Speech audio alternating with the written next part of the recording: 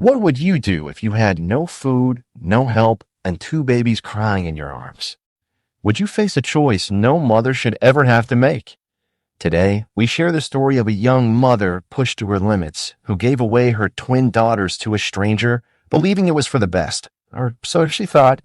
20 years later, the truth, a hidden secret, returned to her doorstep. Listen to today's story until the very end, and please also let us know where you're listening from. Grace Whitaker was only 21 when desperation cornered her in a way no mother should experience. Abandoned by Daniel Westbrook, the man who disappeared as soon as he learned she was pregnant, Grace found herself raising twin daughters alone. Leah and Ivy, with their golden curls and ocean blue eyes, were angels born into hardship. She lived in a dilapidated shack on the outskirts of Willow Creek, Georgia. The roof leaked, the floor was cold, and food was a luxury she couldn't afford. The nights were the hardest. Each morning brought the same nightmare, empty cupboards, shrinking hope, and the constant ache of failure. One rainy afternoon, Grace stood outside St. Mary's General Hospital, clutching the twins wrapped in a tattered blanket, seeking help. That's when Margot Lancaster appeared, flawless, wealthy, and cold as marble. Stepping out of a sleek black SUV, she paused and looked at the girls. "They're perfect," she whispered. Margot offered a deal, full custody in exchange for financial support and the promise of a better life for the girls. Grace hesitated at first, but Margot's calm, calculated words began to take root.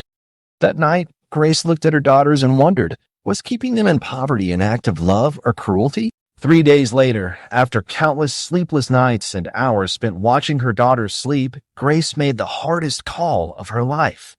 Her hands trembled as she held the phone, her heart pounding with guilt and fear.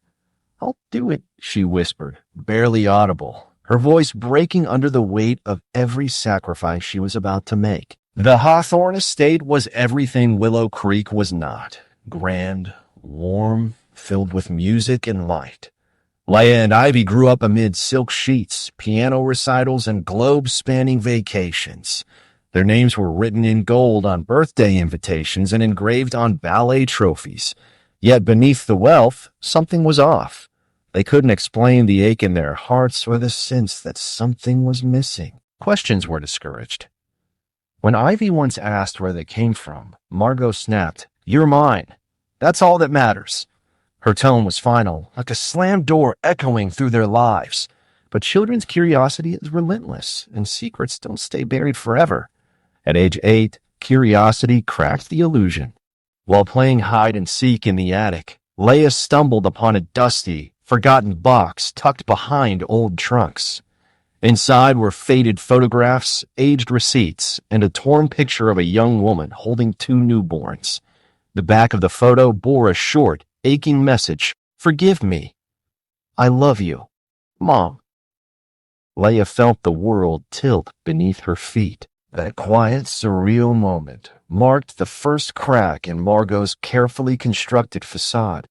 Her wrath was immediate. She destroyed the box, screamed that it was a lie, and forbade the girls from ever speaking of it again.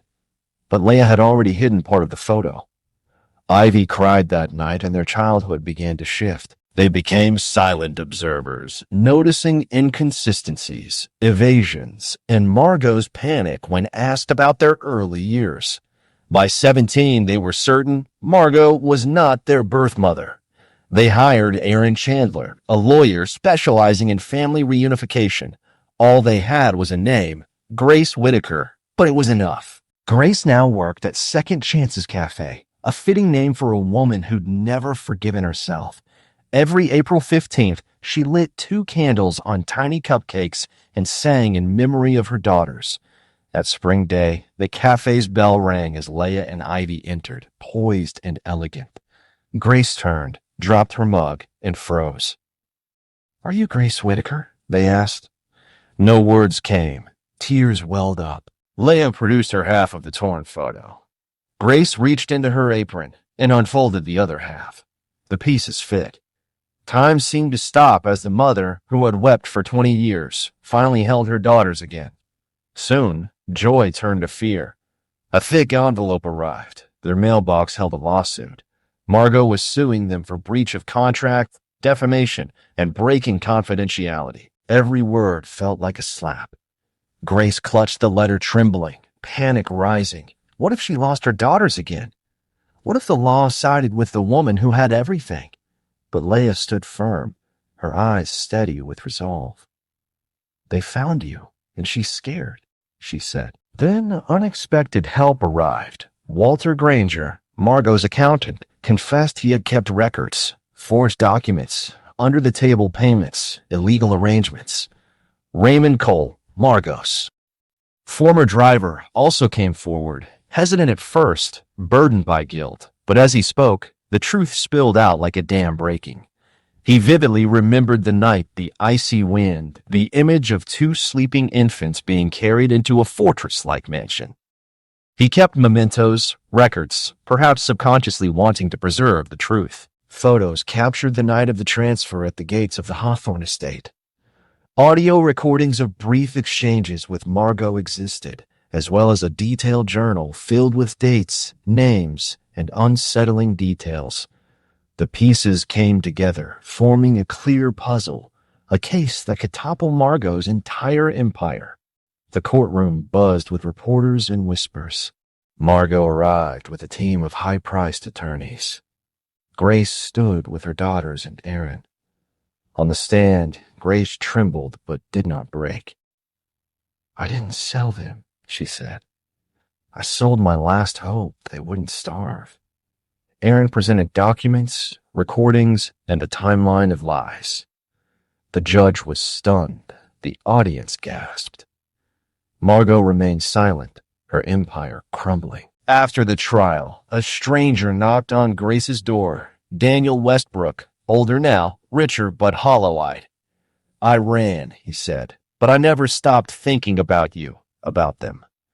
He showed her letters, old baby shoes, and a wallet-sized photo he had carried for years.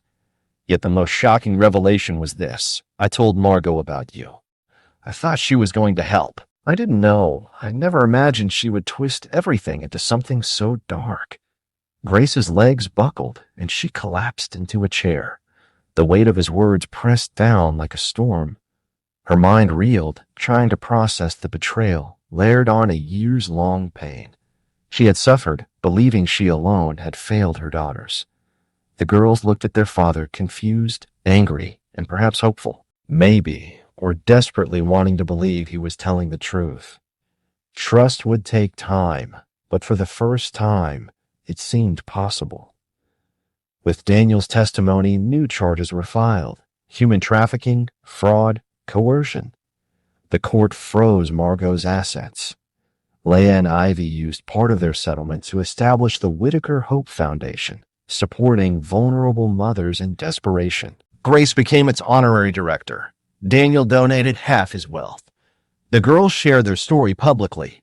Ivy, in tears on national TV, said, "We were separated by circumstance, but love brought us home." One day, while unpacking books, Grace found an envelope, yellowed, sealed, addressed to her. Inside was a letter from Eleanor Hastings, Margot's late mother. She wrote, "I encouraged my daughter to adopt your twins. I thought it would heal her grief, fill the void left by her tragedy. In my mind, we were saving them and giving you a second chance. But I was wrong. I watched you cry in that hospital, and I still turned away. I chose silence over compassion. I saw your pain and pretended it wasn't my burden. I'm sorry for the role I played and for not doing what was right when it mattered most." Grace wept, cruel yet necessary closure. The Hawthorne estate was sold. Proceeds went to the foundation. Grace published a memoir, Sold But Not Lost, which became a beacon of hope for mothers and daughters everywhere. Leah and Ivy became licensed therapists, specializing in family trauma. Grace now lives with them, surrounded by the love she once thought was forever lost. Every April 15th, they light candles together, not in sorrow, but in gratitude. Before you go, what would you have done in Grace's place? Could you walk away from your children if it meant giving them a better life? Let us know your thoughts in the comments below. And if you watched until now, comment, "I believe in second chances." Please subscribe to our channel for more stories like this, and thank you for listening to Storyline Narratives.